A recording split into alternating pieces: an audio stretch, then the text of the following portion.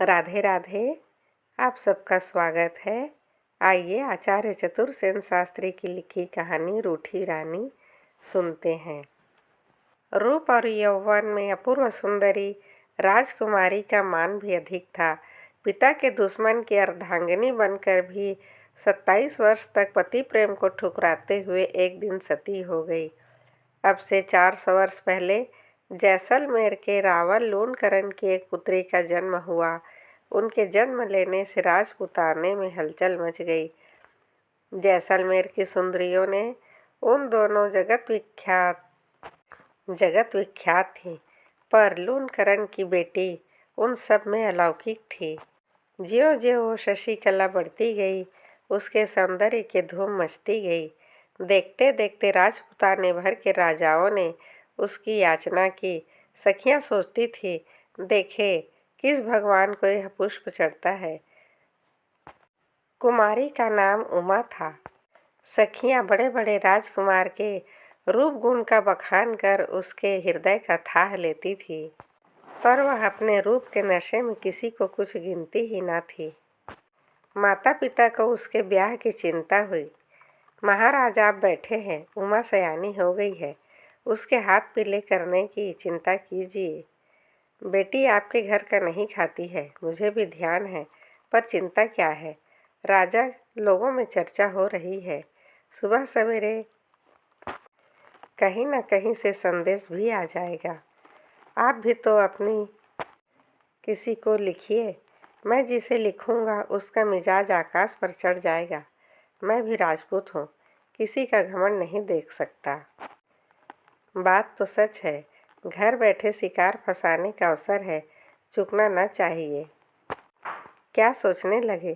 कुछ नहीं, मैं सोचता हूँ तुम्हारी बात ठीक है। राव मालदेव से कह देना चाहिए, आज ही सोने चांदी के नारियल का टीका भेज दीजिए। मैं अभी पुरोहित को बुलाता हूँ, सब प्रबंध हो जाएगा। रानी तनिक झरोखे से दूल्हे को तो देखो, यही है जिसके डर से मुझे रात को नींद नहीं आती। अब ये द्वार पर तोरण बांधेगा।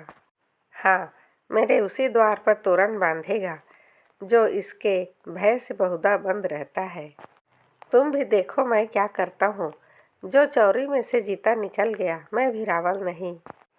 बेटी विधवा होगी, पर दिल का कांटा निकल जाएगा।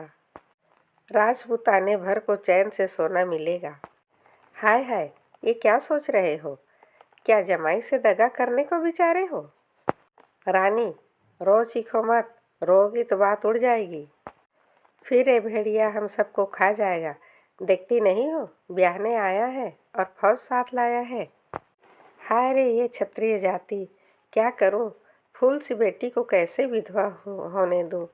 रानी चुप रहने ही में भलाई है, मैं चुप हूँ। महाराज जो चाहे सो करो। माँ रोती क्यों हो? क्या करूं बेटी, मैं चली जाऊंगी इसलिए। क्या कहूँ बेटी, कहो न माँ। अरे बेटी, बेटियां तो बिना सींग की गाय है। माँ बाप ही उस पर अत्याचार करे तो किसे कहे। बात क्या है माँ, तेरे भाग्य फूट गए। देखते हैं, पिता ने दगा बिचारी है। आज ही रात मुझे सुहाग और अंडापा मिलने वाला है। क्यों? हाय, चुप रहो बेटी, बात फूटते ही अनर्थ हो जाएगा। वाह माँ, बात फूटने को कही। बेटी वो बड़ा जालिम है। बस करो माँ, तुम अपना काम करो। ठहरो सखियों, तुम मोतियों के तो मांग भरने दो राजकुमारी। हाय, पैर हिला दिया, मेहंदी गिर गई। अब उसी तरह बैठी रहो, मुझे यह सब नहीं सुहाता। क्यों सुहाएगा राजकुमारी जी, अब सुहावना दूल्हा ही सुहाएगा। पर ये फूलों की चोटी तो गूंथने दो। तुम सब बड़ी दुष्ट हो, छोड़ दो मुझे। छोड़ना तो पड़ेगा ही, पर थोड़ी देर और। अब नहीं, जाओ तुम सब। चलो रे सखियों, यहाँ से चले।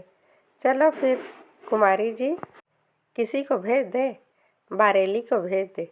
ठीक है, संदेश ले जाने में वही चतुर है। जाओ, बकवाद ना करो। बारेली, बाई जी महाराज, कुछ सुना? नहीं तो। अम्मा को देखा, भरे हुए बादल सी फिर रही हैं। आंसू रुकते ही नहीं। कारण समझा? कारण तो समझा हुआ है। प्यारी बेटी की विदा। अरे, मेरा तो आज सुहाग और रंडापा दोनों ही हो जाएगा। है, कहती हो ना, क्या बात है? कान में सुन, क्या करना चाहिए। तू भेष बदल कर राघव जी के यहाँ जा और सब बात हाल कह के आ जा। अभी चली, पर देख किसी को कानो कान खबर ना हो। क्या आपने किसी का ब्याह शोधा है? केवल रावल जी की कन्या का ब्याह शोधा है। आप नगर में और भी कहीं मुहूर्त शोधते हैं? सारे नगर में इस काम के लिए मैं ही बुलाया जाता हूँ। आप जिस कन्या का लग्न मुहूर्त शोधते हैं वो कई घड़ी सुहागन रहती है। तू क्या मुझसे दिल लगी करती है? नहीं, फिर? मैंने गड़बड़ी की बात सुनी है। कौन सी बात? आप एक बार फिर मुहूर्त शोध कर देख लीजिए। मुहूर्त में खोट नहीं है। राम राम, राजाओं को धिक्कार है। मुहूर्त में खोट नहीं है तो भाग्य में खोट होगा। नहीं, मैंने जन्म पत्री देख लिया है। अजी, कर्म पत्र तो नहीं देखा। आज बाई जी का कर्म फूटेगा। क्या रावल जी ने कुछ दगा विचारी है? राम राम, राजाओं को धिक्कार है। महाराज, कुछ उपाय कीजिए। धिक्कार देने से क्या होगा? मैं गरीब ब्राह्मण क्या कर सकता हूँ? सब कुछ कर सकते हैं, तो तू ही बता मैं क्या करूँ। अच्छे जोशी हैं, राज दरबार जाते हैं और मुझे उपाय पूछते हैं। तू बुद्धिमती प्रतीत होती है। क्या तुम्हारे लिए क्या करूँ? तुरंत रावल जी के यहाँ जाकर उन्हें सावधान कर दीजिए। बात तो ठीक है, तो मैं बाई जी से कह दूँ? क्या तू भारेली है? जी, अच्छा तू कह दे, मैं अभी जाता हूँ। रावल जी की जय हो। महाराज, बरोठी का मुहूर्त आ गया है। सवारी की आज्ञा दीजिए। अच्छा, बारात वालों को भी कहना भेजो। हाँ, एक बात मुझे मारवाड़ के ज्योतिषियों से पूछनी है। कौन सी बात? जन्म पत्री से तो नहीं, पर बोलते नाम से रावल जी को आज चौथा चंद्रमा और छठवां सूर्य है। मेरा धर्म है कि उनसे कहकर समाधान करा दूं। कैसा समाधान? यही कोई दान दक्षिणा आदि। ये काम आप हमारी तरफ से करा दीजिए। जी नहीं, ये उन्हीं की तरफ से होना चाहिए। मैं सामग्री बता दूंगा। खैर, आप झटपट आ जाइए। मैं गया और आया। महाराज, राघव जी जोशी आए हैं। आने दो, वे बड़े भारे ज्योतिषी हैं, उन्हें आदर से ले आओ। पधारिए महाराज, आपका आना कैसे हुआ? कुछ मुहूर्त बताना था। सुनाइए, केवल आप ही को सुनना चाहिए। यह सुन सब लोग वहाँ से चले गए। सावधान, रावल जी ने दगा विचारी है। आप चेरी से लौट नहीं पाएंगे। ऐसी बात है? आप धीर वीर बुद्धिमान हैं, अधिक कहने का अवसर नहीं है। अब मैं जाता हूँ। आप चिंता न करें, मैं सब ठीक कर लूँगा। हाथ पकड़कर बैठाते हुए कहा, हमें छोड़कर कहाँ चले गए रावल जी? जब तक राव जी न आए यहीं पर पधारिए। रावल जी जान जोखिम में देख बौखलाए से बैठे रहे। महल में ब्याह हो रहा था। ब्राह्मण वेद मंत्र पढ़ रहे थे। हथलेवा और गठजोड़ हो रहा था। फेरे फिर गए, ब्याह हो गया। मालदेव और उमा देवी पति पत्नी हो गए। उमा देवी अपने महल को चली गई। सहेलिया राव जी को उमा देवी के महल में ले चले। महल में वे भारेली आदि कुछ सुंदरियां गा रही थी। राव जी चलते चलते ठिठक गए। सहेलियां दौड़ी। एक ने चांदनी बिछाई, एक ने मसनद लगाई, एक ने तकिए लगा दिए। दो दो खवासिनें दाएं बाएं मोर छल्ले लेकर खड़ी हो गईं। 5-7 ने सामियाना खड़ा कर दिया। कुछ चमर और पंखा झलने लगे। चैत की सुहावनी रात थी। चांदनी फैली हुई थी। ठंडी हवा के झोंके चलने लगे। भीनी भीनी सुगंध वायुमंडल में फैल गई। भारली ने आगे बढ़कर मुजरा किया और कुछ हटकर बैठ गई। उसने गाने वालियों के संकेत दिया। दारुड़ा दाखारू, तबला खड़का और सारंगी ने सिसकी ली। गाने वालियों ने आरंभ किया।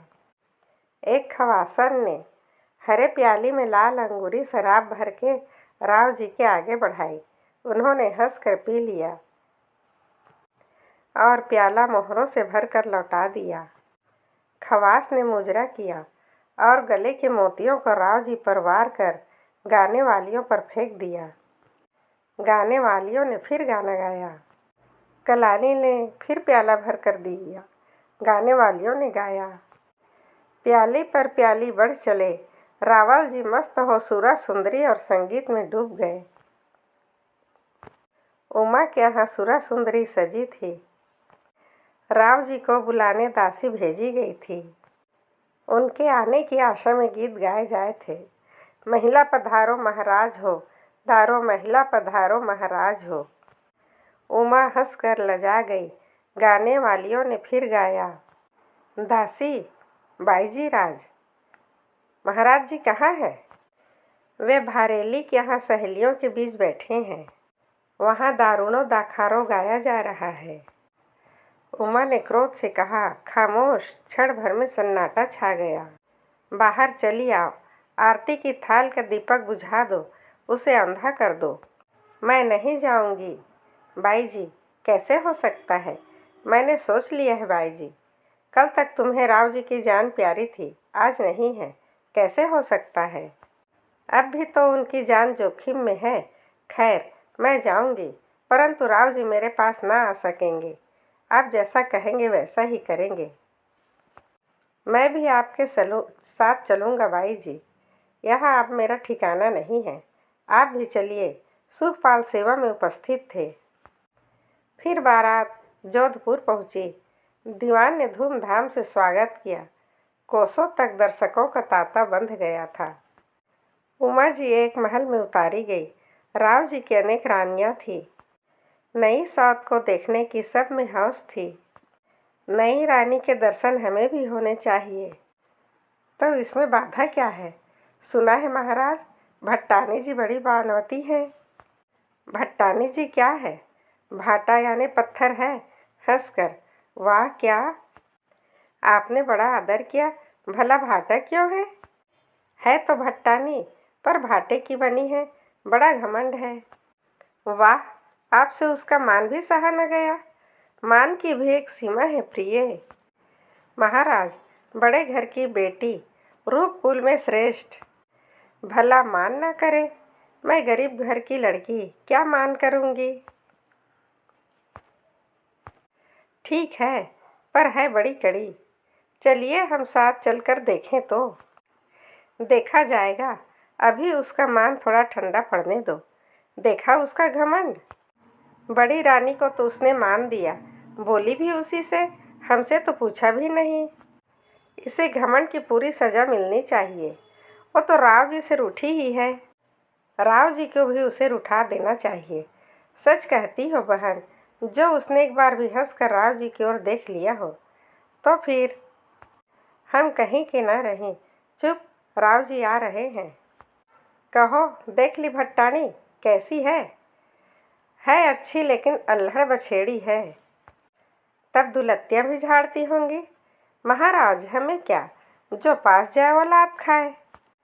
जिसे लात खाना होगा वह पास जाएगा। बात तो यही है। महाराज, हमें क्या, वह अपने बराबर तो महाराणा जी को भी नहीं समझती है। मैं जाकर पछताई। अजब अनगढ़, न बातों में लोच, अजीब मिजाज में मरी जाती है।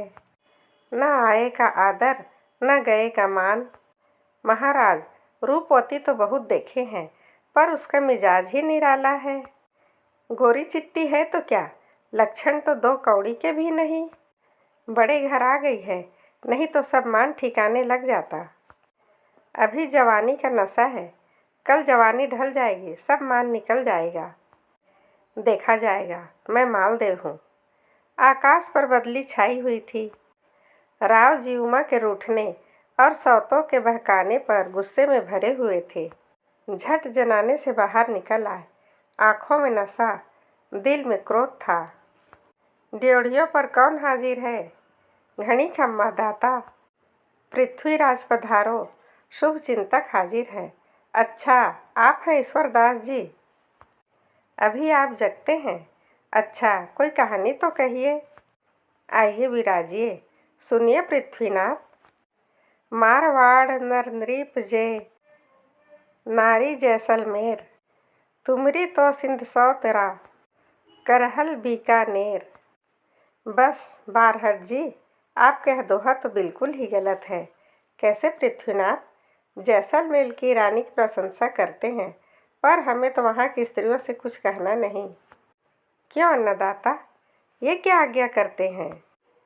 जैसलमेर की अच्छी से अच्छी स्त्रियाँ उमा देवी, अरे वो तो ब्याह के रात से ही रूठी हुई है।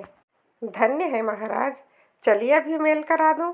बारहट जी, आप चलते तो हैं, पर वो बोलेगी भी नहीं। मैं चारण? महाराज, चारण मरे को भी बुलवा सकता है। वो तो जीती है, फिर देखें आपकी करामात।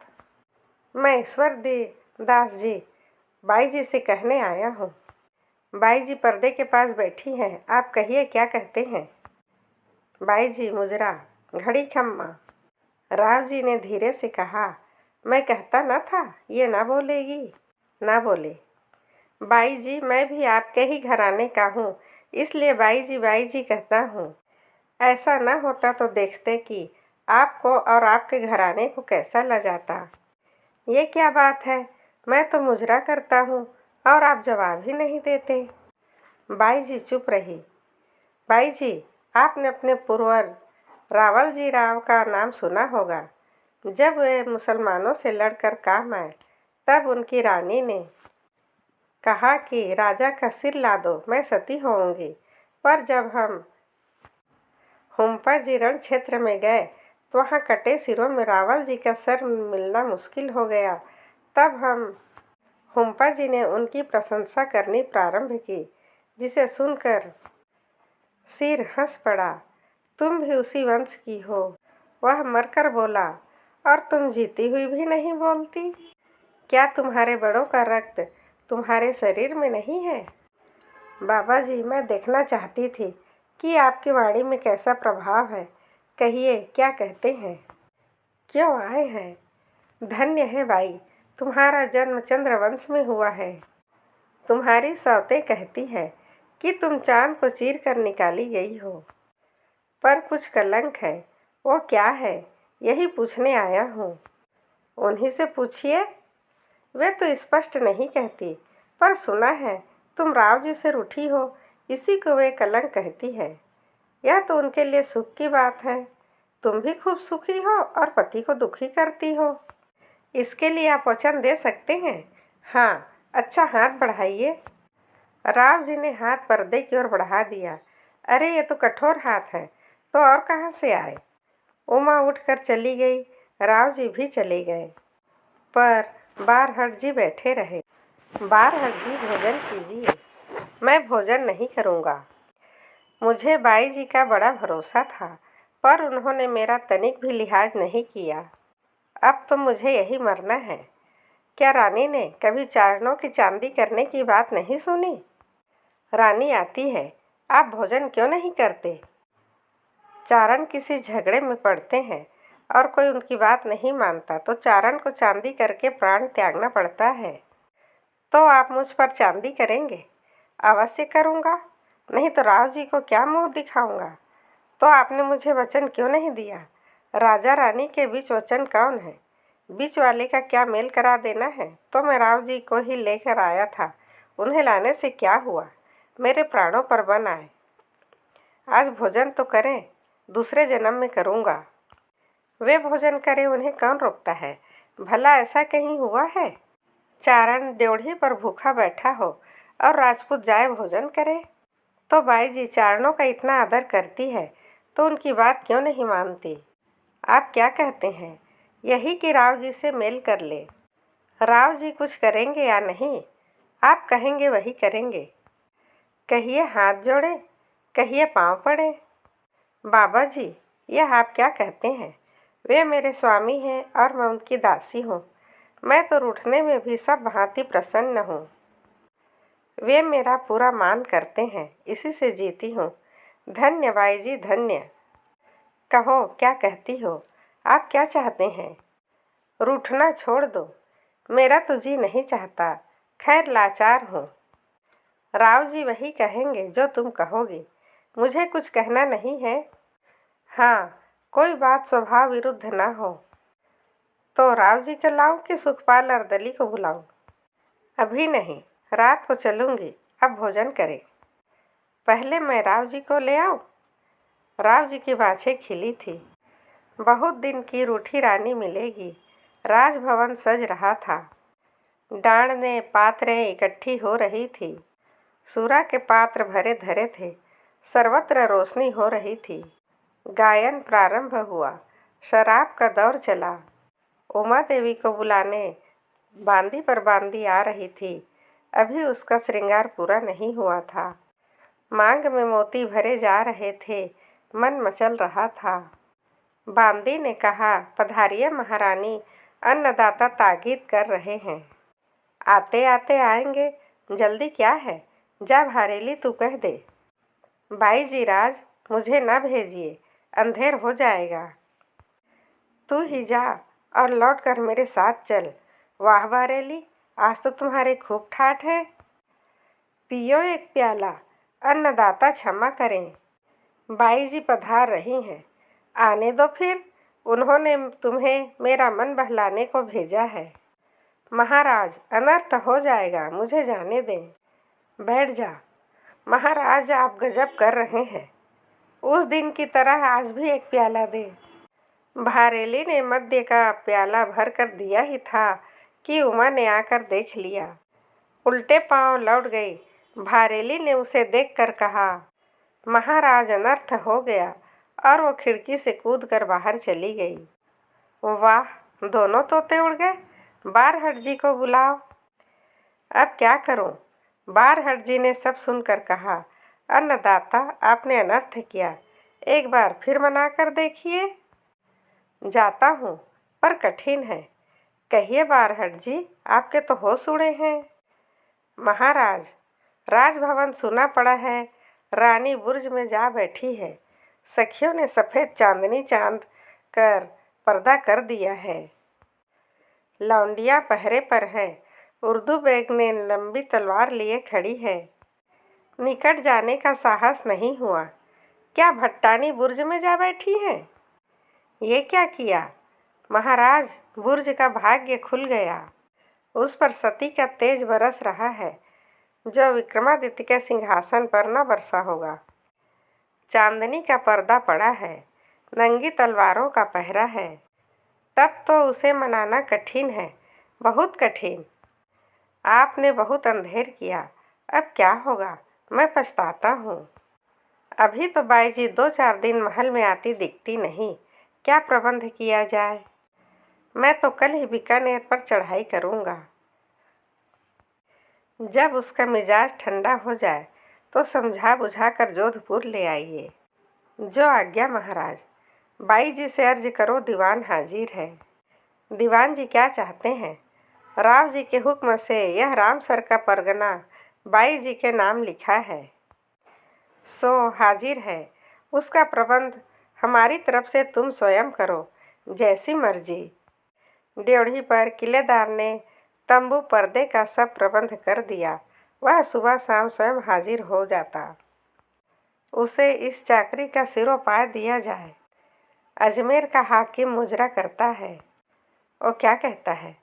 बाई जी राज, महाराज ने बीकानेर जीत लिया, पर शेर शाह हुमायूं को भगाकर आगरे आ पहुंचा है। बीकानेर के सब राव रईस मिलकर उसे बुला रहे हैं। राव जी 80,000 सेना ले उससे मोर्चा लेने आ रहे हैं। किले पर जंगी बंदोबस्त जारी करने का हुक्म हुआ है। आपके लिए जोधपुर पधारने की मर्जी हुई है। मुझे क्या भय है? मैं राजपूत की बेटी हूँ। मुसीबत आई तो मैं चल कर नहीं मरूंगी, मैं लड़ कर मरूंगी। राव जी को लिख दो, किला मेरे भरोसे छोड़ दें और बाकी राज्य का प्रबंध स्वयं कर लें। बाई जी राज, ऐसी ही मर्जी है तो जोधपुर का किला आप अपने अधिकार में कर लें। अच्छा, अजमेर न सही, जोधपुर ही सही, सवारी का प्रबंध कर दो। यह मौका ना आता हो तो मैं यहाँ से जाना नहीं चाहती थी। बारहट जी, ये क्या बात है? सौत हमारी छाती पर चली आ रही है। इस बला को टालिए, वो एकाधिकार कर लेगी, हम उनकी दबैल होकर रहेंगी। क्या करूं? भतीजा ईश्वरदास उसे ला रहा है। वो कपूत तो मेरे कहने में नहीं है। भट्टानी यहाँ ना आने पाए, ना कैसे आए? सवारी तो चल चुकी है। कल परसों जोधपुर आ ही पहुँचती है। उसे राह में ही रोक दो, हम तुम्हें खुश करेंगे। जाकर देखता हूँ। सवारी कोसाना तक आ पहुँची है। जाओ उसे रोको। रूठी रानी की सवारी आ रही थी। आगे निशान का हाथी था। सवारी का ताता बंधा था। हाथी के पीछे नौबत खाना था। उसके पीछे घोड़ों का नक्कारा बजता था, जिसकी आवाज़ 12 कोस तक सुनाई देती थी। पीछे सजे हुए ऊँट और चीलों का झंडा उड़ता हुआ दिखाई देता था। झंडों के पीछे एक रिसाला था, फिर एक कतार बंदूकचियों की, उनके पीछे तीरंदाज, फिर ताल तलवार वाले राजपूत थे। आगे कुछ दूर मैदान खाली रखकर हाथी और घोड़े चलते थे। उनके पीछे सोने चांदी के प्रबंध किए सैनिक चलते थे। बारहट ईश्वरदास भी पांचों हथियार लगाए घोड़े पर अकड़े बैठे थे। आशा जी को देख घोड़े से उतरकर मुजरा किया। दोनों खड़े हो सवारी देखने लगे। सवारी बढ़ रही थी। एक झुंड कसी कसाई पालकियों का आया। उनमें कुछ के पास तीर कमान और तलवारें थी। उसके झुरमुट में रानी का सुलहना सुखपाल था। उस पर गुलाबी पर्दा पड़ा था। पर्दे पर जगह जगह चमकीले नग जड़े थे, जिस पर निगाह नहीं ठहरती थी। सुखपाल के पीछे नंगी तलवारों का पहरा था। इसके बाद जनानी सवारियां पालकी और रथों पर थे। उनके पीछे राठौरों का एक रिसाला था। उसके पीछे जुलूस के कोतल घोड़े, हाथी और ऊँट थे। सबके पीछे फर्रास खाना, तोप खाना और लाव लश्कर की ऊँट गाड़ियाँ थीं। ज्यों ही रूठी रानी का सुखपाल वहाँ पहुँचा, आशा जी ने ड्योढ़ीदार को पुकार कर कहा, बाई जी से अर्ज करो कि बारहट मुजरा उतारता है और कुछ विनय भी किया जा चाहता है। उसके बाद ऊंचे स्वर में उन्होंने दोहा पढ़ा, मान रखे तो पीव रखे तजमान, दोए के न बांधिए खूटे ठान। दोहा सुनते ही रानी ने तुरंत सवारी रोकने का हुक्म दिया। सब चकित रह गए। ईश्वरदास ने बहुत जोर मारा, पर जादू चल ही गया। रानी ने वही कोसाना गांव में डेरे डाल दिए। आशा ने ड्योढ़ी पर जाकर कहा, धन्य बाई जी, मान तुम्हारा ही सच्चा और सब कहने की बात है। बाबा जी, ये दोहा फिर पढ़ो, बड़ा सच्चा दोहा है। फिर बढ़कर, बाई जी, आप सच्ची मान धनी हैं। आपका ये मान अमर रहेगा। बाबा जी, जो ये मान जन्म भर निभे तो बात है। बाई जी, तुम्हारे बाद जीता रहा तो तुम्हारा नाम अमर कर दूंगा। घड़ी खम्मा अन्नदाता बाई जी राज, राव जी वीर गति को प्राप्त हुए। राव जी रण में खेत रहे। महाराज, उन्होंने महावीर की मृत्यु पाई। सब रानियां सती हो गई। रानी स्वरूप देवी के सिवाय सब रानियां सती हो गई। सब 21 थीं। झाली रानी सती नहीं हुई। उनके पुत्र ने उन्हें रोक लिया कि सरदार आ जाए तो उन्हें राज तिलक देकर सती हो। उन्होंने वचन तो सरदारों से ले लिया, पर पुत्र को श्राप दिया कि तूने मुझे 5 दिन अटकाया, इसलिए तेरा राज अटल न रहेगा। कल वो पगड़ी के साथ सती हो गई। पगड़ी आई है, कार्तिक शुदी पूर्णिमा को आ पहुँचेगी। अब मैं किससे रूठूंगी? जिससे रूठी थी वही ना रहा तो अब जी कर क्या करूँगी? चिता की तैयारी करो। चिता तैयार हुई। बाजे बजे, चंदन के बूरा से चिता सजाई गई। दूर दूर से लोग रूठी रानी को सती होते देखने आए। रूठी रानी घोड़े पर चढ़कर मोहर और रत्न लुटाती हुई बाजार से निकलकर चिता में आ पहुंची। गोद में पगड़ी थी। आग देने वाला गांव में कोई न था। देखो, यहाँ कोई राठौर है? एक बूढ़ा कांपता हुआ हाथ जोड़े आया। सती माता, मुझ पर दया करो। मैं भूखा मारवाड़ छोड़ यहाँ पेट पालता हूँ। डरो मत, स्नान करके चिता में आग दे दो। राठौर हो, इसी से तुम्हें बुलाया है। सती माता, आग तो मैं दे दूंगा, पर जाजम डालकर 12 दिन मैं कहाँ बैठूंगा। मेरा तो घर इतना बड़ा नहीं कि जोधपुर की रानी को चिताग्नि देकर मैं जाजम बिछा कर बैठूं। मुंशी हाजिर है। हुक्मदाता सती माता, अभी रानी जी को मेरी ओर से चिट्ठी लिख दो कि इसे इसके लोह गांव का और 10,000 इस ठाकुर के नाम पुस्त दर पुस्त का पट्टा कर दे। जो आज्ञा माता। स्नान करके राठौर ने चिता में आग दे दी। इस प्रकार रूठी रानी ब्याह के 27 वर्ष बाद इस भांति सती होकर अमर हो गई। अभी आप सुन रहे थे आचार्य चतुरसेन शास्त्री की लिखी कहानी रूठी रानी, मेरी यानी जयंती थवाइट की आवाज़ में। यदि आप इस चैनल पर नए हैं तो प्लीज़ सब्सक्राइब कर दीजिए। आपका दिन शुभ हो, मंगलमय हो। आप सदा हंसते रहें, मुस्कुराते रहें। धन्यवाद। राधे राधे।